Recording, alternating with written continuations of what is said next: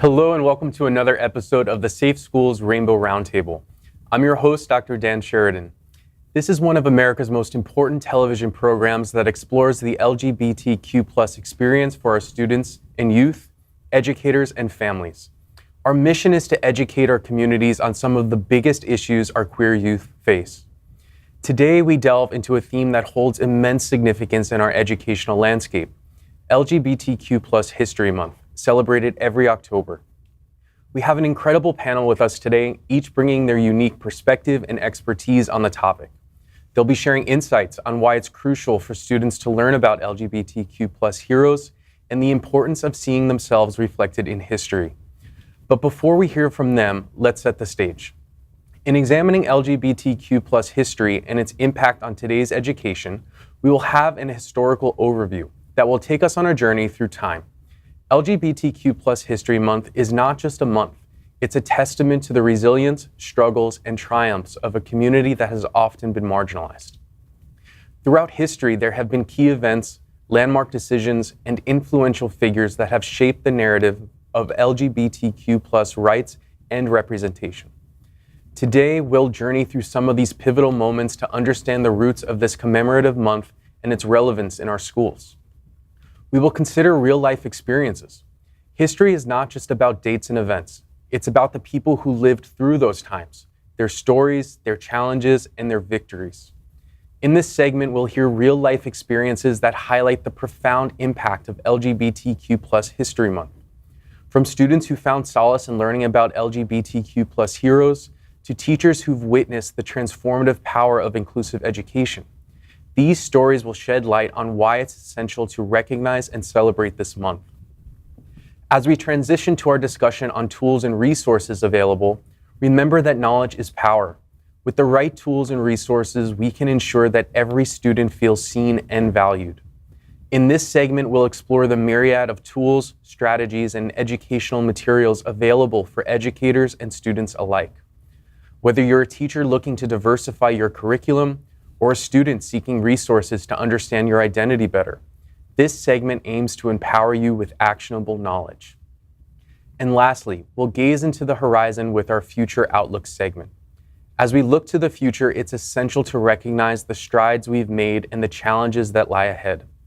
What does the future hold for LGBTQ+ History Month? How can we, as a collective educational community, ensure that the stories of LGBTQ+ heroes continue to inspire and resonate with future generations? Our panelists will share their insights on these questions and more, providing a roadmap for a more inclusive and understanding future. We thank you for joining us on this enlightening journey today. Before we dive deeper into our discussions, we have an amazing group of panelists to discuss our LGBTQ+ history and its impact on today's education. To help us with the history of LGBTQ+, this is Steve Rothaus. This award-winning journalist for the Miami Herald is a recipient of the NLGJA, the Association of LGBTQ+ Journalists Hall of Fame Award. Welcome, Steve. Thanks for joining us. Thanks very much. It's kind of interesting to me that when I started covering LGBTQ+ issues back in 1997, I didn't think of it at the time as chronicling our history. I mean, I was just covering stories on a daily basis, but then suddenly people in the community began to say, you're telling our stories and, you're keeping our history. And all these years later, I look at my work and I see going back to 1997, 98, and moments in history of our history. I started because Johnny Versace was murdered in Miami Beach in 1997, and nobody in Miami could cover the LGBTQ community that was so involved in the story. And so that's a moment in history. Mm-hmm. And then within a year, the loss of Matthew Shepard, and writing about what young people here thought about that. And then you take it right through to marriage in 2013, 2014, 2015, and these are all moments in our history that, it's there, it's kept, it's in an archive, you can go to the library and read these stories. But my concern is that, people don't remember, that they don't really know, or they were born afterwards. Sure. We look forward to hearing what you have to say today. Thank you, Thanks. Steve. To help us with the digital and pop culture understanding of LGBTQ plus history, this is Tiffany Williams, a popular digital influencer and host of Tiffany Explains It All. Welcome, Tiffany.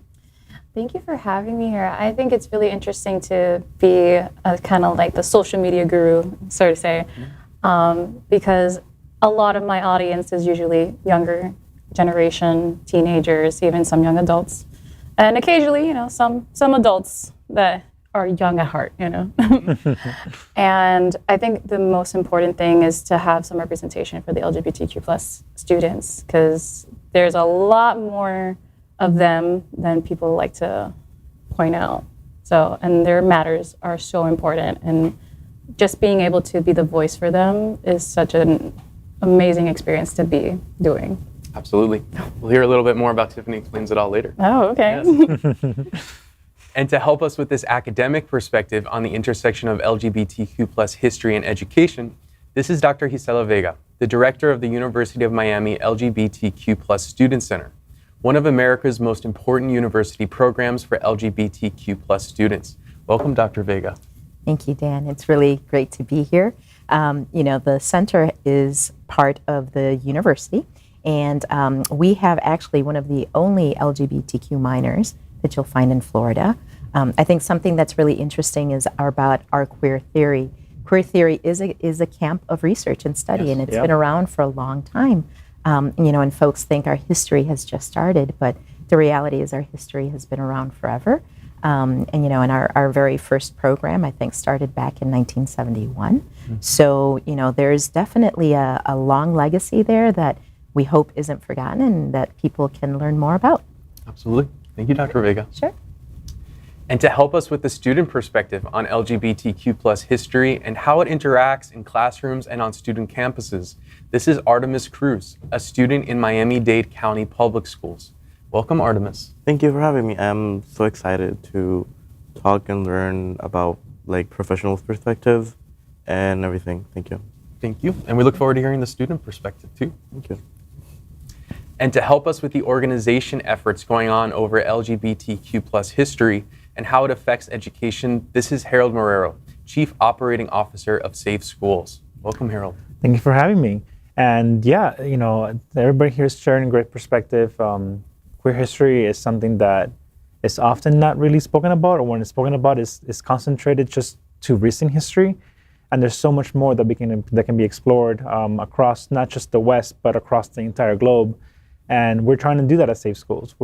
We've just launched a new program called Queer History 101, where we do these short videos and we just expand on different perspectives on queer history. And we plan to expand that throughout the years. So this is right on topic for us. Fantastic. Thanks for joining us.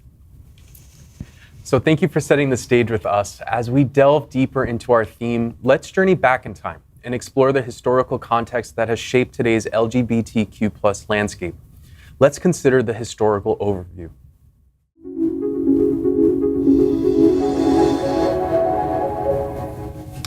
As we delve into our real-life experiences of examining LGBTQ plus history and its impact on today's education, it's essential to recognize the profound impact on history education.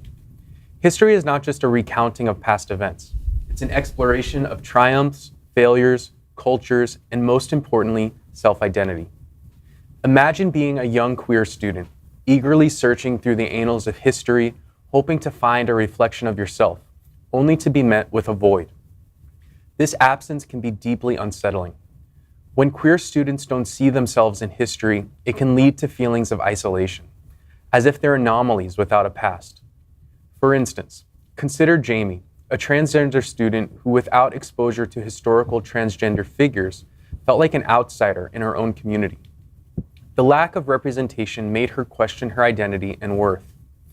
On the other hand, when history education is inclusive, it can be transformative. Take Alex, a young gay student who learned about the contributions of figures like James Baldwin and Alan Turing. Discovering these stories gave Alex a sense of belonging and pride, knowing that people like him have always existed and have made significant contributions to society. The erasure of LGBTQ plus figures from history is not just an oversight, It's a disservice. When we omit these stories, we inadvertently perpetuate myths. Myths that queer people only began to exist in recent history, perhaps emerging during the Stonewall era, as if they hadn't lived, loved, and resisted before. This skewed representation has real-world consequences. Today, trans and intersex kids are facing legislative challenges that treat them as anomalies, questioning their right to public spaces and sports participation. But the truth is, queer people have always been here. They've thrived in every culture, every era. Their stories are woven into the fabric of our global history. And it's crucial for both educators and students to recognize this, because, as we know, precedent is power. So panelists, can you share instances from your experiences where inclusive history education made a difference, or the lack of it posed challenges? I will say that as I was coming out, when I was 21, I looked for programming and documentaries and movies to try to understand queer history. And during that time, it was very, not disheartening, but very single-minded, I think, that the only thing I could find was HIV-related things, AIDS-related things, so the AIDS epidemic, and movies that were all about how awful it is to be gay, to come out, like all the bad things that happen to you. I remember that I had just come out and I was watching Prayers for Bobby, and I would just like cry and just sob because it just, the pain felt so real. But what I was really seeking, and as I do some introspection, I think to myself, like, what I was really seeking were stories of positivity, stories that did not end with someone getting HIV and dying, or somebody having, dying by suicide, or somebody being rejected, or somebody being kicked out, even though that is the reality for many people, including myself, my family. I just wanted hope, and I didn't find hope back then. I'm glad that it exists now, and that people saw there was a need for this, that there was a need to create more inclusive and a broader perspective of what it means to be queer. But that was something that I was missing back then. I think that we pay a lot of attention to famous people as people who make history. And I don't get a chance to do this very often, but there's somebody on this panel who I believe has played a very important role in the lives of many, many people, and that's Dr. Vega. When I began covering LGBT in 1997, or less than a year later, I went to FIU where Dr. Vega worked at the time, and she basically was the faculty advisor for the Stonewall Student Union. And we met, and she said, come and meet these kids. And I thought, okay, great, I'm going to go to FIU and write a story about the Stonewall Student Union. And, this came to mind the other day when I was thinking about moments in my own life where I felt like it was making a difference. Well, back at FIU at the campus down in Sweetwater, I lived in North Miami Beach, in the northeast part. And my partner at the time, I said, come with me because we'll have dinner this way. Otherwise, we wouldn't have dinner because it was about 6 o'clock, this meeting. So he joined me, and we were together about 14 years at the time. We're now going on 39. But Rick and I were there at the table, sitting around a table like this with all the students, and we had to introduce each other. And so I introduced myself, and I said, this is my partner of 14 years, Rick Katz. And suddenly, all of the young people began to applaud, a spontaneous applause. And suddenly I knew what my story was going to be. And when I interviewed the students, and they said to me, we've never met people, couples, who were together that long, 14 years. It was so meaningful to so many of them. And the fact that we could even do this, and that's where, coming back to Dr. Vega, she played an important role in the lives of so many students. I mean, I don't know how many hundreds or thousands of students you've had. But, you know, we come from families where they teach you your family history. Right. And they teach you about your history as Jews or as people of color, black people, you know, Cubans. I mean, they teach you your history. But queer people don't have that, you know, handed to them. Yeah. Nobody's teaching them about what came before you and why you're normal and why you have to fight for certain things because they're not going to be given to you. And that became the responsibility of our community. Yeah. And I can't think of anybody who has done a better job than Dr. Vega in being able to help make these students feel good about themselves and be able to, you know, take their lives to the next level. Yeah, it's funny that you mentioned Dr. Vega, because after I came out when I was 21, and after sobbing myself with prayers for Bobby, I started attending a church where I met Dr. Vega. And it's so true that we don't, as queer kids, I mean, I was a queer young adult coming out, I had nothing. And my own family had disowned me. And Dr. Vega became a chosen family member for me at this church. And the example that I saw with you, Dr. Vega, as an adult living their best authentic life, really gave me that hope that I was seeking. So it's that connection, it's that the ability for us to create chosen families, and then that's how we make our own history, that's how we make our own queer connections. That's, you know, that's what really saved me, because I was in a very dark place when I came out. And you remember, I was like this, you know, 20-year-old, just like I remember very well. walking around life, just stumbling. And Dr. Vega really took me under her wing and really started also my academic career. So I am eternally grateful to Dr. Vega. A lot of influence. Thank you to my found family. And both of you are talking about something that's really important. And we talk about how knowledge is power. But power without purpose and action is useless. Yes. I believe our history has to be passed down from generation to generation. And our students who don't know it obviously need a place, a safe space to find it. And the work that I've committed myself to, and the work that my fellow faculty, peers, colleagues do, is to not only impart that knowledge, but to do so in impactful ways. I think one of the best ways that we can really share our history and to help our young people is by engaging our communities together to learn from one another. We haven't done a good job of that in the past. And I think for myself as an educator, it's important to create spaces where generations can come together and share that history, but also learn from each other about our current history and what's to come. I think it brings up a very good point to Steve and Harold's comments about you, Dr. Vega, that we often look at LGBTQ plus history at the macro level, you know, country, the world, but also history is made in local communities. And there's certain figures that resonate with us, that will stay with us, that will be passed down in story and you know, that stick with you as a local community member. So thank you for your contribution to the South Florida community. You're welcome. But it raises another question for me about how you all think the impact of Don't Say Gay affects safe spaces, the ability to talk about history, to pass it down to younger generations. I could talk a little bit about that.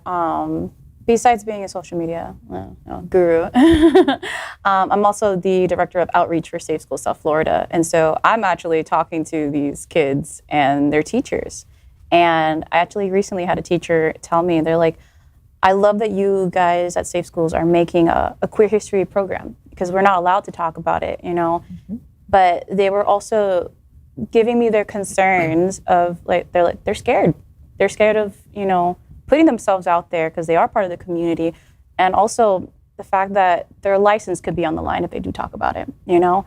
And I'm like, I know that you're in a tough situation, and I know how scary that must be, but there's so many young people that need this, that they want this, and especially I have kids that, you know, they've asked me. I've even I had a student who was transgender and autistic, and they asked me, they're like, oh, do you have any resources on being queer and being, neurodivergent? And I was like, you know what? I don't have that, but you know what? That's a great conversational piece.